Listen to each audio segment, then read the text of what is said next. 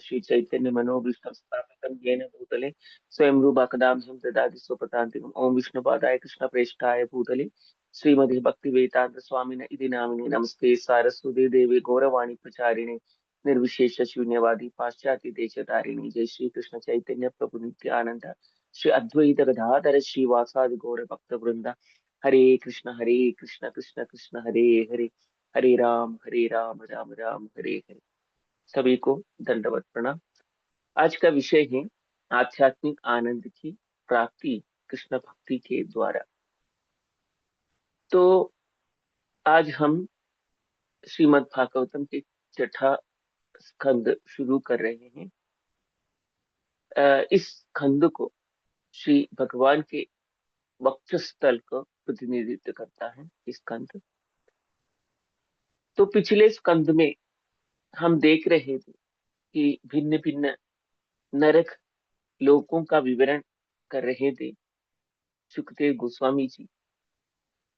और ये सब सुनकर परीक्षित महाराज ने पूछा कि ये मनुष्यों की ये दुखदाई नरक लोकों में जाने से किस प्रकार हम उसकी रक्षा कर सकते। तो सुखदेव गोस्वामी जी ने कहा कि पापों के प्रायश्चित करने पर व्यक्ति मृत्यु के बाद नरक लोक जाने से बच सकते हैं, वो वहां नहीं जाते। तब परीक्षित ने कहा कि संसार में ये देखा जाता है कि प्रायश्चित करने के बाद भी व्यक्ति पाप करते रहते। तो ऐसा इसलिए कि जो पाप की जो प्रवृत्ति है उसके हृदय के अंदर ही जीवित रहते हैं। इसलिए मेरे विचार से प्रायश्चित करना व्यर्थ है। वो हाथी के स्नान जैसा ही है, जो स्नान करने के बाद भी अपने ऊपर धूल फेंकता रहता है। तो गौरांग दर्शन दास जी कहते हैं कि हमें पाप की प्रवृत्ति को नष्ट करना है। प्रायश्चित के द्वारा सिर्फ पाप के प्रतिफल नष्ट हो जाते, लेकिन प्रवृत्ति नष्ट नहीं हो जाती। तो ये सुनकर सुखदेव गोस्वामी जी प्रसन्न हो जाते हैं। वो कहते हैं कि प्रायश्चित पाप का समूल नष्ट नहीं करता, क्योंकि प्रायश्चित से अज्ञानता नष्ट नहीं होती है। ये अज्ञानता पाप का बीज है। तो वास्तविक प्रायश्चित क्या है? अज्ञानता को नष्ट करना, तपस्या, ब्रह्मचर्य, मन इंद्रियों को नियंत्रित करना, उनको निग्रह करना, सत्य, स्वच्छता, ये सब करने का, इन सब चीजों का पालन करके व्यक्ति अपने अंतःकरण में दिव्य का ज्ञान जागृत कर सकते हैं। और जैसे ही ये सब करके उनके अंतःकरण में दिव्य ज्ञान जागृत होता है, तो वो सभी पापों से, समस्त पापों से वो शुद्ध हो जाएगा। ये घास के वृक्ष को जलाने वाली अग्नि के समान है। तो ये सुनकर परीक्षित उतना संतुष्ट नहीं हुआ। घास का वृक्ष जल जाता है, लेकिन धरती में उसकी जो जड़ें हैं वो जल के संपर्क में आते ही फिर से वो वृक्ष अंकुरित होता है। तो व्यक्ति ज्ञान का पालन क्यों न कर ले, लेकिन जब अनुकूल परिस्थितियां आते हैं तो पाप पुनः प्रकट हो जाए।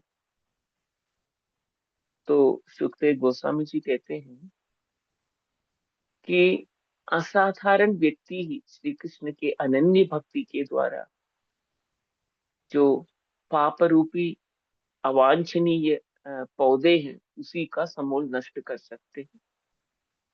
जैसे कि सूर्य के उगते ही सारे जो धुंध नष्ट हो जाती है। तो भक्ति सर्वाधिक शुभ मार्ग है जो मनुष्य एक बार ही भगवान के चरण कमलों पर ध्यान केंद्रित करते हैं, उनके नाम रूप गुण और लीलाओं में आसक्त हो जाते हैं, तो वो स्वप्न में भी यम यमदूत को नहीं देखते, यमराज को नहीं देखते, उनके दर्शन नहीं करते। तो इसकी पुष्टि के लिए सुखदेव गोस्वामी जी अजामिल का प्रसंग सुनाते हैं, वो हम नेक्स्ट टॉक में सुनेंगे। अजामिल की जो कथा ये सिद्ध करती है कि भक्ति जो नरक लोकों में पतन होने से हमारी रक्षा करती है और हमें आध्यात्मिक जगत में प्रवेश करवाते हैं। तो गौरांग दर्शन दास जी कहते हैं, कृष्ण भक्ति ही लोगों की इंद्रियों को, उनके मन को पूरी तरह शुद्ध कर सकते हैं, और जो पापमयी प्रवृत्ति करने की जो वो इच्छा है वो उसका समूल नाश करते हैं और हमें परम आध्यात्मिक आनंद प्रदान करते हैं। तो हमें हमेशा हमारे मन में भक्ति भाव को जागृत करना चाहिए। इसके लिए हमें निरंतर श्रीमद् भागवतम का श्रवण करना चाहिए, पठन पाठन करना चाहिए, मनन करना चाहिए, और इसके साथ ही हरे कृष्ण महामंत्र का जाप निरंतर निसंग होकर भगवान के शरणागत होकर करना चाहिए, क्योंकि भक्ति ही हमें सारे दुविधाओं से हमें बचा सकते हैं। तो हरे नामैव केवलम, श्री हरिनाम प्रभु की जय, श्री चैतन्य महाप्रभु की जय, गुरु श्री प्रभुपाद की जय, श्री कृष्ण चैतन्य प्रभु नित्यानंद, श्री अद्वैत गदाधर श्रीवासादि गौर भक्त वृंदा। हरे कृष्ण कृष्ण कृष्ण हरे हरे, हरे राम राम राम हरे। सभी को दंडवत प्रणाम। थैंक यू माता जी।